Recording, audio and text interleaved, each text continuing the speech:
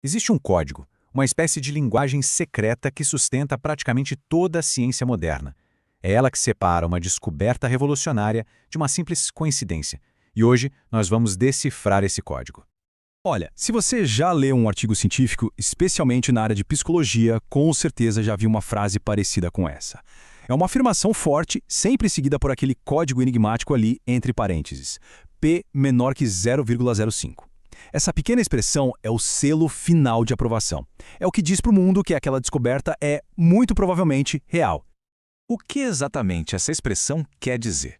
E por que esse número 0,05 é tão mágico? Pois bem, esse é o segredo da ciência, e a chave para decifrar tudo isso está em uma única palavra: probabilidade.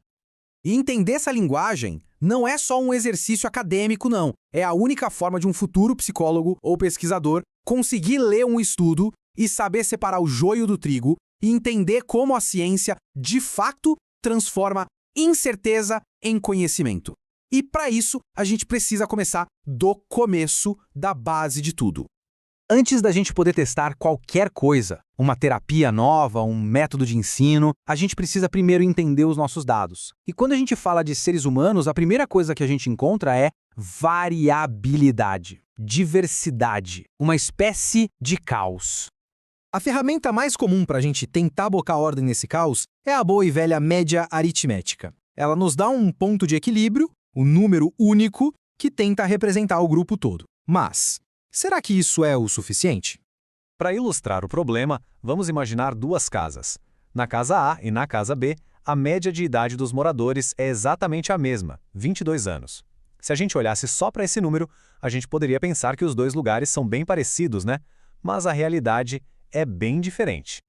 Acontece que a realidade é drasticamente diferente. A Casa A é, na verdade, uma república de estudantes todos com 22 anos.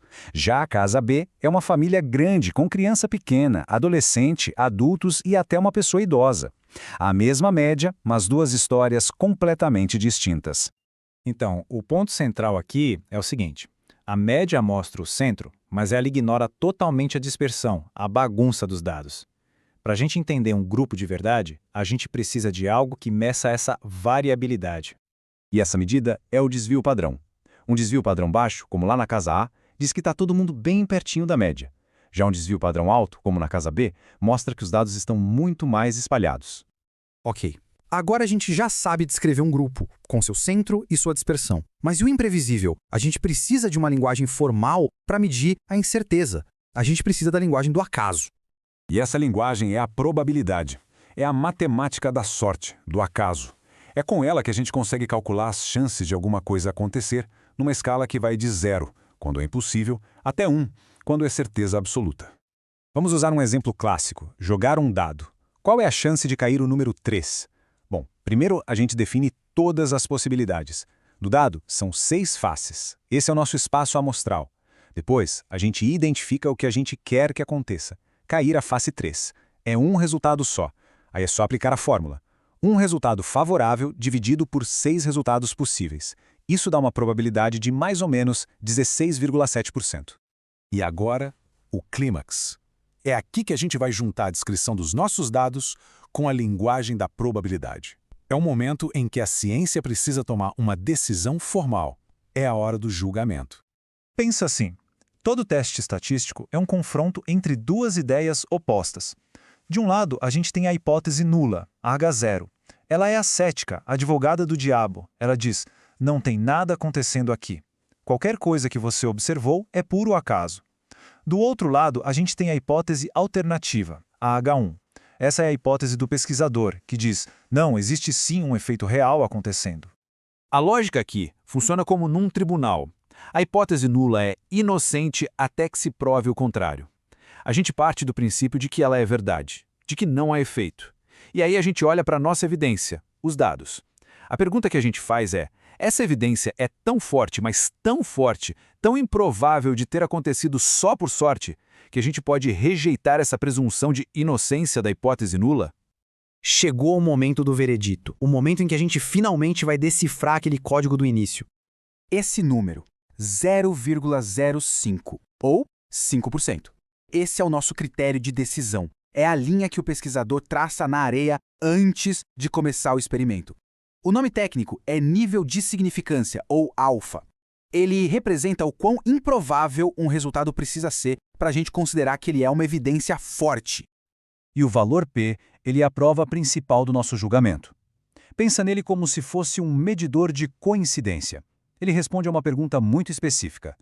Se não houvesse efeito nenhum, ou seja, se a hipótese nula fosse verdade, qual seria a probabilidade de a gente encontrar os resultados que a gente encontrou só por puro acaso?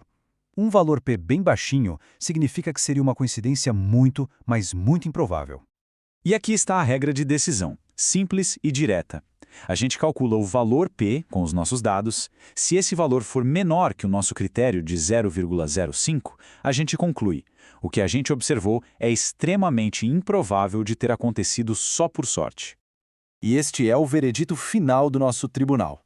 Rejeita-se a hipótese nula. A evidência foi forte demais. A gente conclui que existe um efeito real. E é exatamente isso que a frase estatisticamente significativo significa. O código foi decifrado. Então vamos só recapitular bem rápido essa jornada que a gente fez, desde um monte de dados bagunçados até uma conclusão científica sólida. A gente partiu da variabilidade humana, do caos. Depois a gente organizou isso, achando o centro com a média e medindo a bagunça com o desvio padrão. Aí a gente usou a linguagem da probabilidade para quantificar o acaso, colocamos a hipótese do acaso em julgamento e, com base na força das evidências, chegamos a uma conclusão. E esse é o ponto fundamental. A probabilidade não é só uma ferramenta da matemática. Ela é o alicerce que permite que a ciência olhe para um mundo cheio de coisas aleatórias e consiga separar o que é um sinal de verdade do que é só ruído. Sem ela, simplesmente não existe ciência. Nós entendemos a lógica por trás da decisão científica, mas existe um padrão oculto nos dados do mundo real. Da altura das pessoas aos resultados de testes de QI, muitos fenômenos seguem um formato muito específico. No próximo encontro, nós vamos explorar a curva que aparece em quase tudo o que existe na natureza.